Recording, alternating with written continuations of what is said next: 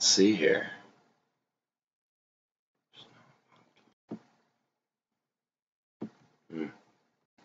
Oh well. I may have figured out audio issues, but now it looks like there might be some resolution videos. Oh, did that alert thing work, Dan?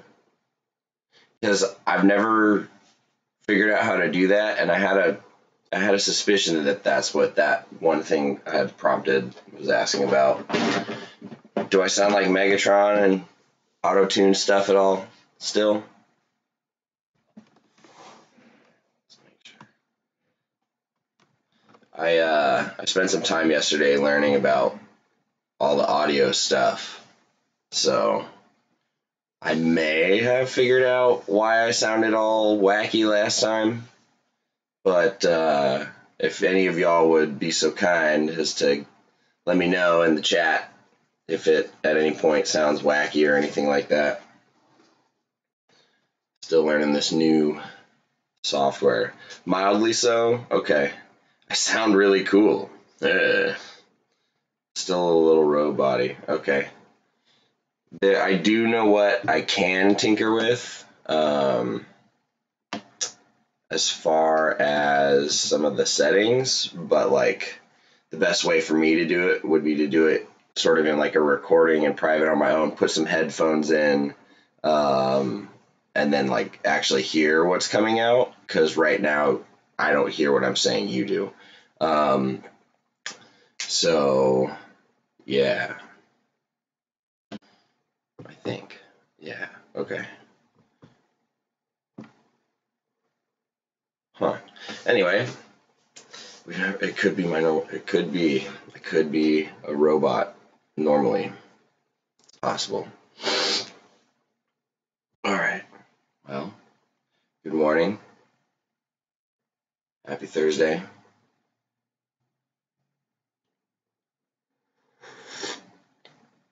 Oh yeah.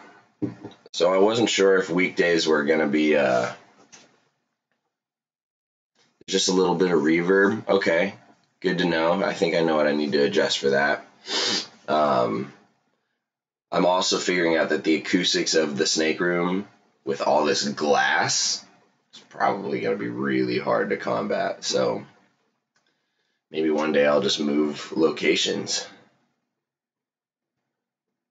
You use to stream on Twitch. Oh, I wonder if you use the same software then, because this seems like a really common software. Yeah, we'll talk, dude.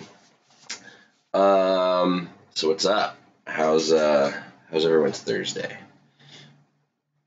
I have a few things we could talk about Morelia related.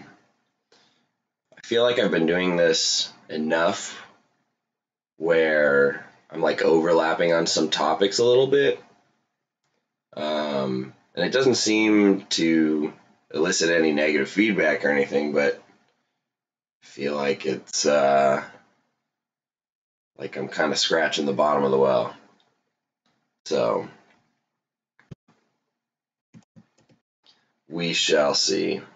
But the Pop-One eggs are on day 47.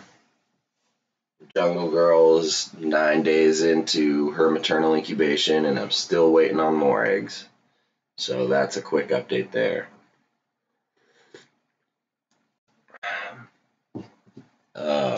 I know I obsessively follow a lot of the Australian keepers and what's going on in Oz before it gets here, like new morphs and things like that, because there are morphs in Morelia, and just seeing what they do differently over there, and they most certainly have have I talked about selling snacks and shipping them? Snack. Oh, you mean snakes? Have I talked about shipping snakes? We can talk about shipping snakes. Morelia in particular are really robust temperature-wise, so they are really forgiving in less than ideal temperatures. So I've actually never had any problems shipping my snakes, even when a shipment was like delayed by a full day. The animal still arrived just fine. I've never had an animal die in shipment or die, be a DOA, which is good, and I'll knock on some wood for that. But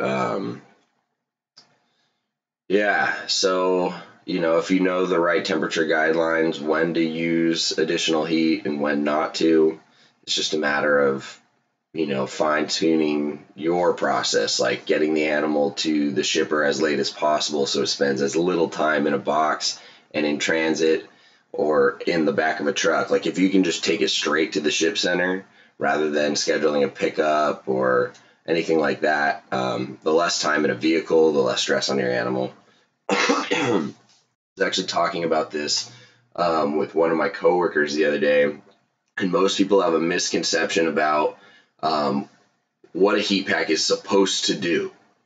It's not supposed to replicate the environment in the cage.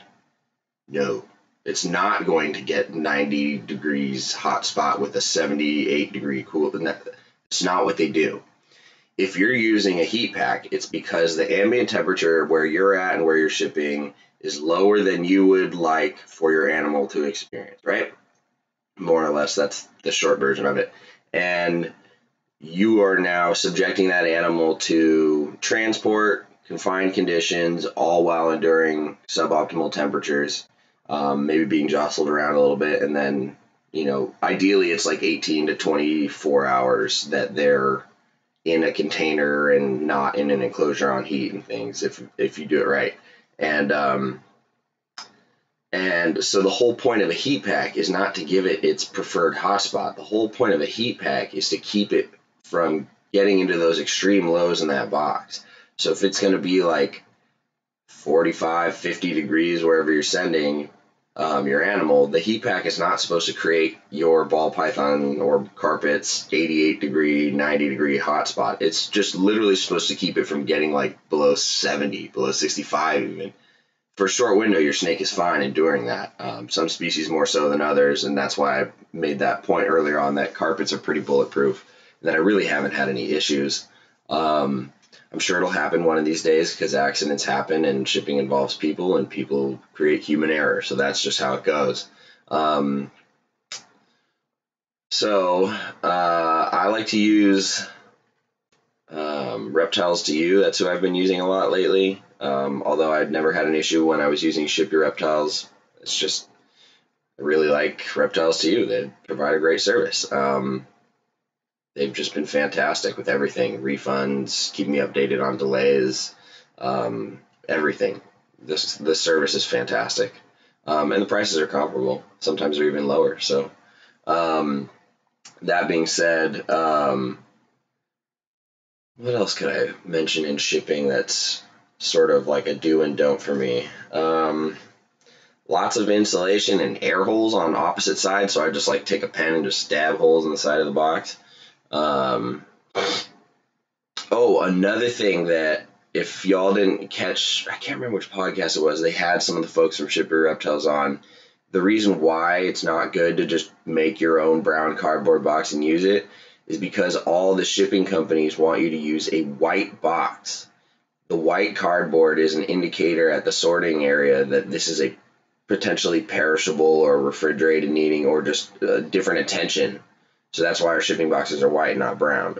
So for any of you who are going, I'll just go get some cardboard boxes, don't do that. Your animal could end up getting missorted in a completely different way, not in a temperature, climate controlled ish area, like instead of just sitting out on the concrete in the open warehouse, it might get put in the office.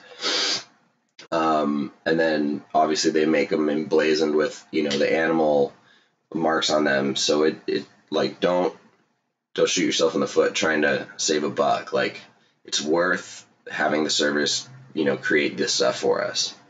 So, and then one of the things that's really nice is if your recipient lives near a hub, like a FedEx shipping hub, you can, if they're free in the morning, they can get their snake a couple hours earlier. They can get it as soon as the hub opens, basically, rather than wait for it to then go on a truck and come to your place at 10:30 or 12, wherever you live. If you have it requested to be held at the hub, you can go pick your snake up at like 8:30 sometimes. Like you can really shave some time off of that. I think Ian Bissell talked a lot about this. He's pretty tuned into all those fine details like that. Actually, yeah, it was Ian Bissell that was talking about all this stuff.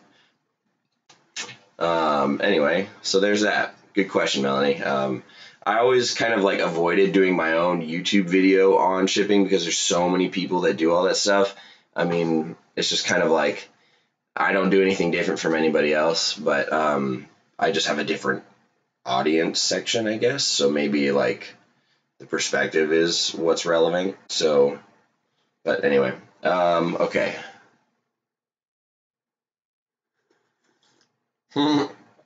Do my blacktail Crebos paint the enclosures when they defecate? When they were younger, they used to, because they were smaller and flightier.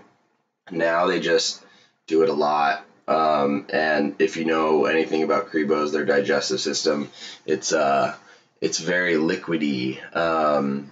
Even if you're feeding just like rodents, I gave mine some chicken hearts and gizzards the other day.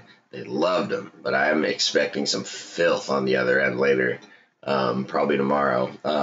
They'll also eat tilapia. After tilapia, you can be sure that's a runny, stinky mess all over. But I keep them on particulate bedding, and it really does help localize all the mess in one area. It makes it easier for spot cleaning and disinfecting the particular areas. But yeah, they make a mess. Occasionally they'll go to the bathroom in their water bowl, which really increases the foulness of the odor, but it does make it easy to clean. You just dump it, disinfect your bowl, and call it a day. Nick said he had one incident. FedEx driver thought he would help out and toss the box on the dash with the defroster going. As you can imagine, the box was hot to the touch and the snake was cooked. Eesh. Yeah, that's bad. I can't imagine that's a regular thing. I can't imagine too many drivers are going to try and be helpful to reptiles if they're even aware that that's what's in there. But damn, that sucks. That's really messed up. I hope they got some good resolution from that. I mean, if they know the story, it sounds like they were able to get something figured out.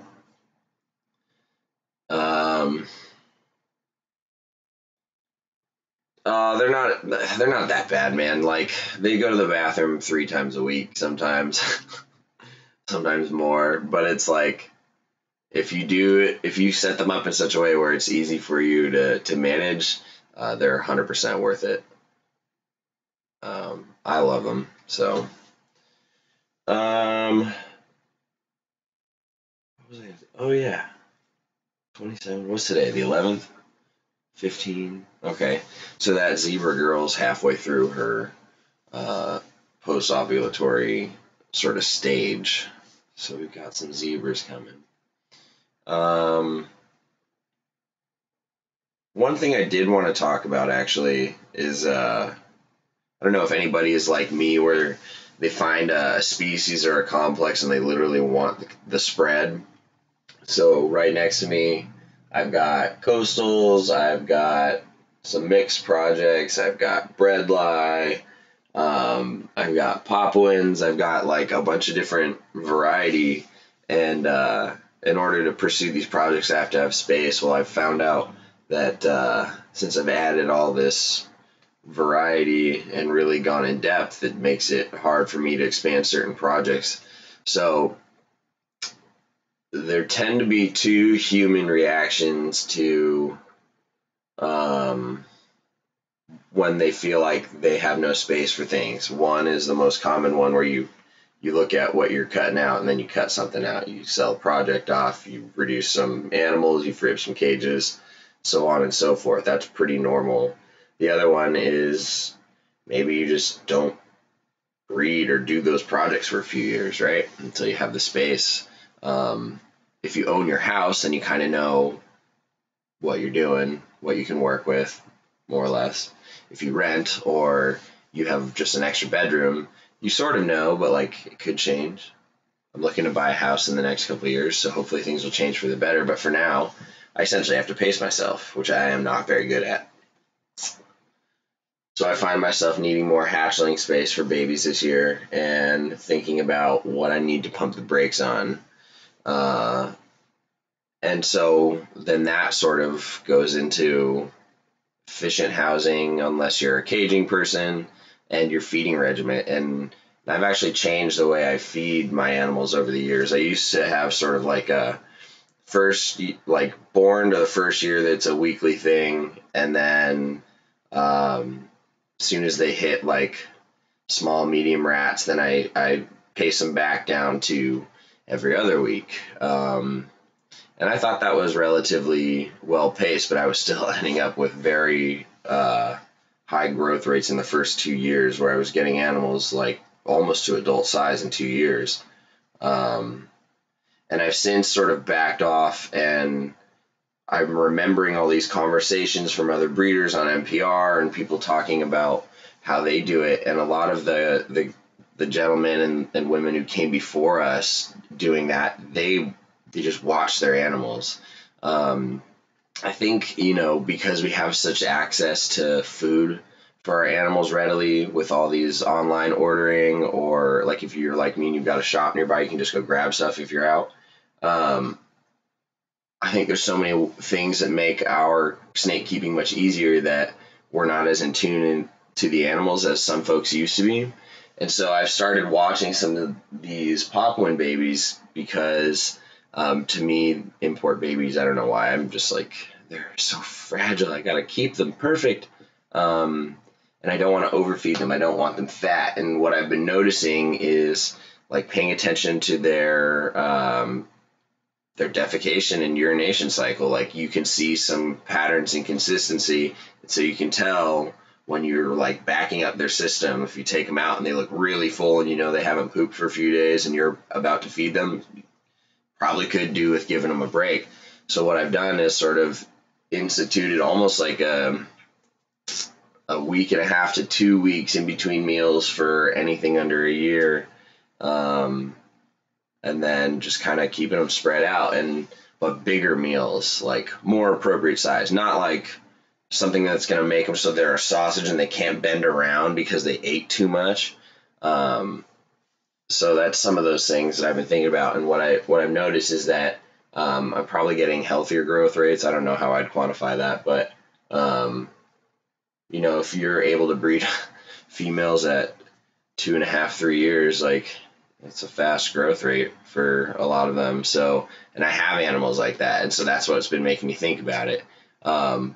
What's really been making me think about it is I sat here and thought my albino Darwin had plenty of size and weight to her, and by all rights she does, but she doesn't have that maturity. And so even though I got her there, she's just like, nah.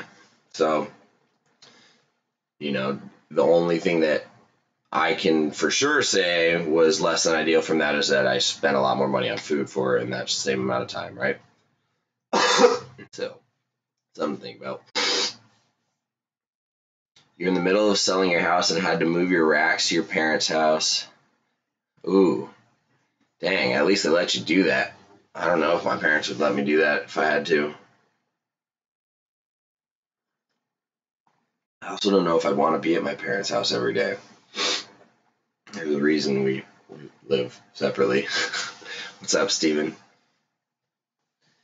Oh, let's look at a snake. You guys want to look at Eric Burke's snakes? Is that rude? Is that bad to show off somebody else's snakes before they've even gotten them? You can look at one. That way, if Eric watches this later, he'll be happy. Oh, I forgot this one just shed too.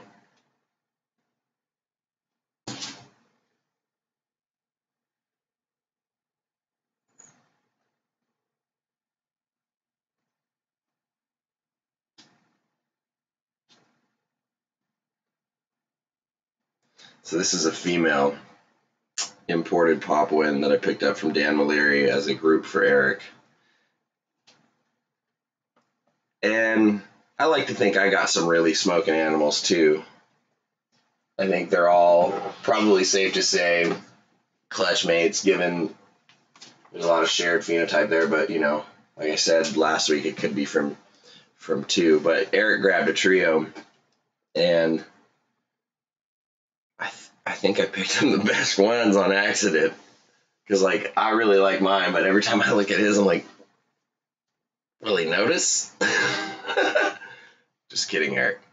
By the way, Eric sent me this mug, too, a while back. I've showed it off before, but this is an RPD. So if you don't know what that is, that's a reduced pattern Darwin, where everything's sort of dorsalized and shrunk up to the top. There's another term called stardust. Don't know if that's the same thing. I am no diamond expert. And 3 days a week, you're at your parents' house. You're a good man. You're a good man. Those snakes are spoiled, even in the toughest of times. Time to teach. Go teach the youths. See you later, Melanie. Dan brings in some really nice animals. Really nice. Here's one. No. You.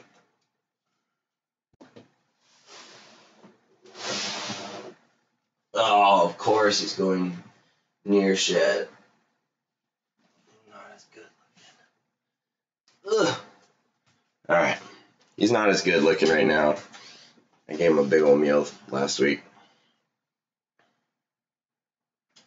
So this is the sire to the clutch that is in the incubator at day 47 right now, which is actually really cool because, we've talked about it. I'm excited to see some F1s and see how many of the babies look like mom and how many look like dad. Dad has a lot more of the orange flames. Mom is like a charcoaly cool purple. What's your thoughts on deworming imports? Babies, in my opinion, so even in the farms and elsewhere, what happens is when they get babies, they get separated, right? So they don't ever come in physical contact with the parents, who could be potentially the vector for passing that on, right? And this is what I was sort of taught in my first few years at the Santa Barbara Zoo, based on, picking the brain of vets and things like that.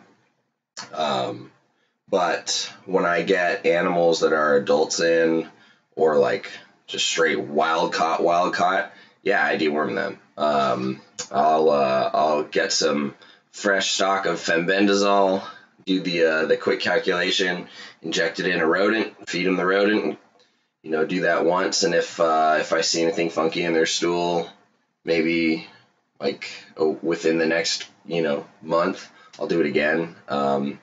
You don't want to do it too much because there is a lot of good gut flora in there. And the other thing is, imports are oftentimes better acclimated with the bacteria and stuff that's already in there. Reptiles tend to have sort of a natural balance of good and bad bacteria in them and different things like that.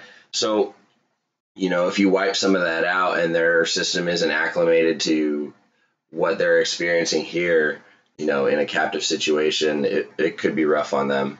I've always found the best thing to do for imports is, if you do want to deworm them, give them one shot, leave them alone for a while. If you see anything out of the ordinary, give them another, depending on whether or not the importer did it too, because you don't want to do it too much. But I don't do it for my babies. The babies are some of the cleanest, healthiest, best animals. I can't say enough about them. They all eat. They don't have any imperfections to them whatsoever. They shed perfectly. They have great bowel movement. So this guy's a lot darker than he normally is, but he tends to have some real nice kind of high orange flames going. So I want to see how many of the babies have that. Oh yeah, that's what I was going to say. Sorry, coffee's really hitting. If any of you have have never bred eggs before and haven't seen it, it's always kind of like the final countdown. It's really exciting when you start seeing your eggs dimple within the last like 2 weeks or so. So the Papuan eggs that are in the incubator are starting to do that, and it's getting me excited. Like, I set my sort of mental line for their due date at 55 days, but who knows? It could be a few days before or after.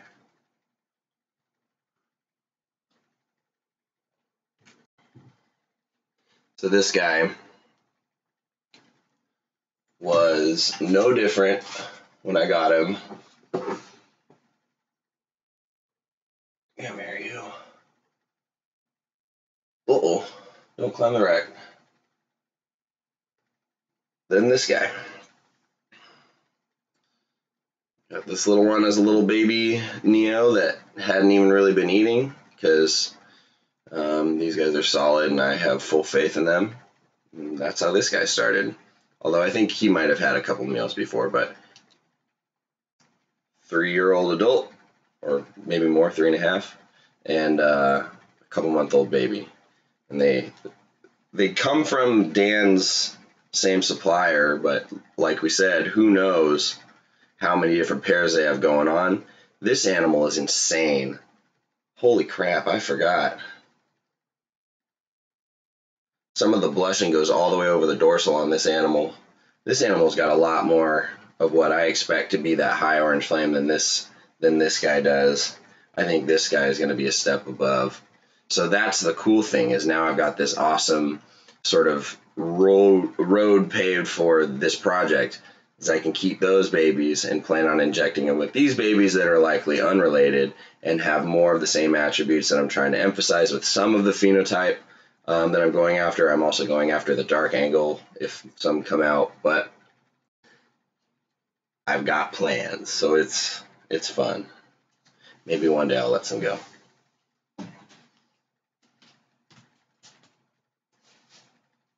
All right.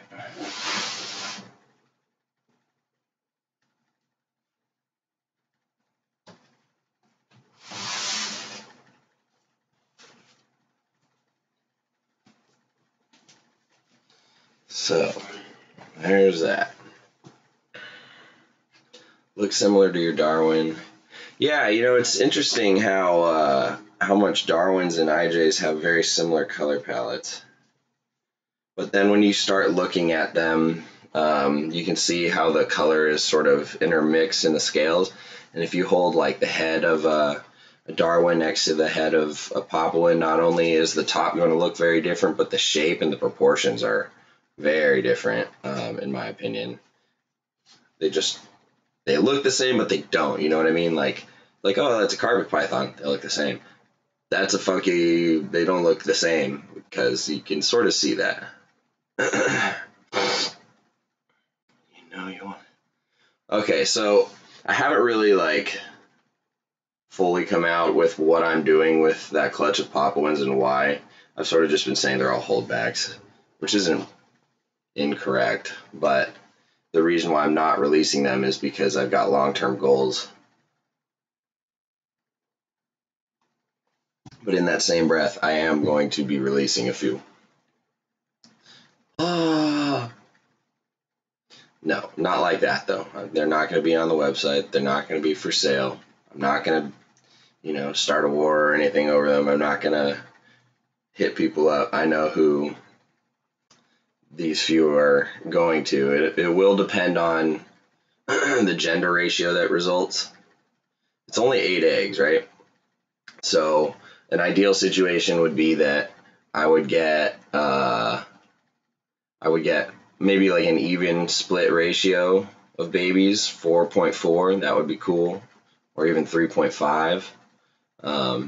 And then if there's a couple different phenotypes in there, like some high flaming in orange or some more black, that'll dictate how it's like grouped within that. And there's a couple people who are very, very diehard Papuan IJ folks. If that's all they do, or it's just like one of their focal points in their projects, doesn't matter. But there's a handful of people that I know are are never going to stop working with them, and that's like one of their passion projects. And I can safely assume that they would make smart project decisions for the long-term future of this subspecies and sort of injecting more of them into the hobby in a responsible and valued way. So that's kind of how that's going to go. So, yeah, and I'm not going to name anybody because I don't want them to get any bugging or anything like that. 2 a.m. there, Caleb. Holy cow. I can't stay up till 2 a.m. I'm an old man. So that's an interesting point, Ron, is the purist versus mixed blood side of it, because I do both. To me, there's so much value in both. Why not have both? Why not keep as much things as we can pure and documented and existing? Because once it's like crossed out or mixed with a different line or like fully subspecies or species crossed, then you can never get that back if there are no others. Yeah, I think there's value in that, but at the same time, the creative angle with all the morphs and mixing everything is just endless. So that's really cool because let's be honest, like that's usually what people see first is the crazy extreme colors and wild stuff. And if that's what's like getting people to come in and then they find locality stuff or subspecies specific stuff and they become purists, whatever, then it's contributed to the overall growth of Morelia and the hobby one way or the other. And I can't say enough about that. That's awesome. I've been noticing a huge influx of people coming in, so that's exciting. No, I know you weren't looking down at cross stuff, Ron. I know that for sure. I was just kind of going on a tangent there because when I first got into Morelia, I remember that being the hot ticket item amongst a few people that I knew and talked to and worked with, and it was very much a hard line to cross for some people, and I got the impression that it was like, you better choose your side. You're gonna wear the red hat or the blue hat, take the red pill or the blue pill. And so for a while I was like, oh, what do I, and I kind of got like overly worried about it, and then I realized that I like it all, so I'll just do both, and that's where we are. How long have we been doing the stream for? I feel like it's been going on forever. What are we at, like half an hour or something? Yeah, we're at half an hour. Look at that.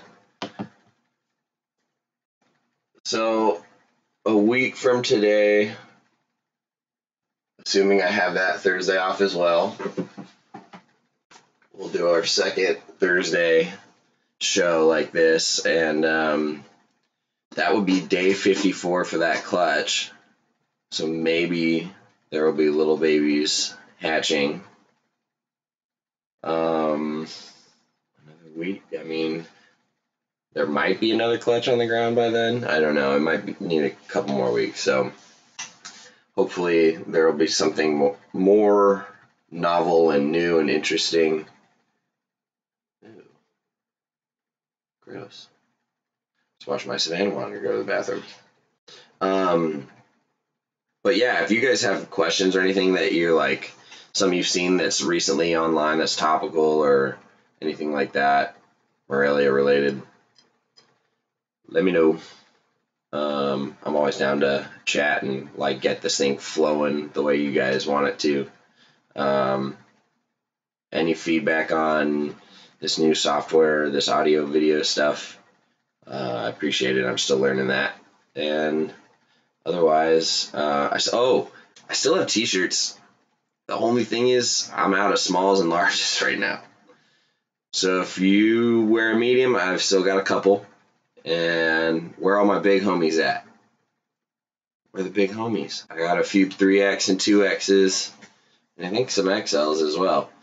I have to go ship a shirt out today anyway, so I'll try and remember to look at what I got left, but hit me up if you haven't got one. $20. And that covers shipping, and I'll even throw in some stickers too. So, yeah, I want to spread the love. I have 3X. Chris, I have 3X. Message me. Am I going to Carpet Fest? Right now I'm going to say yes. However, it's up in the air, yes, because I don't know what my schedule will be then for work, and the way things work as far as time off goes, it's hard for like 2 or more people to get that time off just because it's a small zoo and small staff and coverage works that way. Yeah, I got stickers, Ron. Wonder who hooked those up.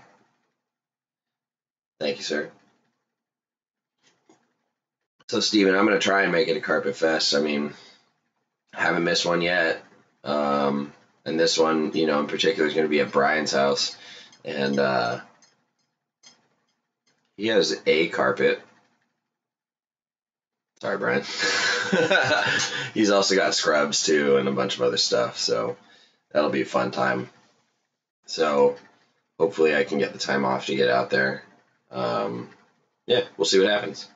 So anyway, like I said, fire off any questions, message me throughout the week, hit me up, and thanks for joining in. Appreciate it. Until next week, adios.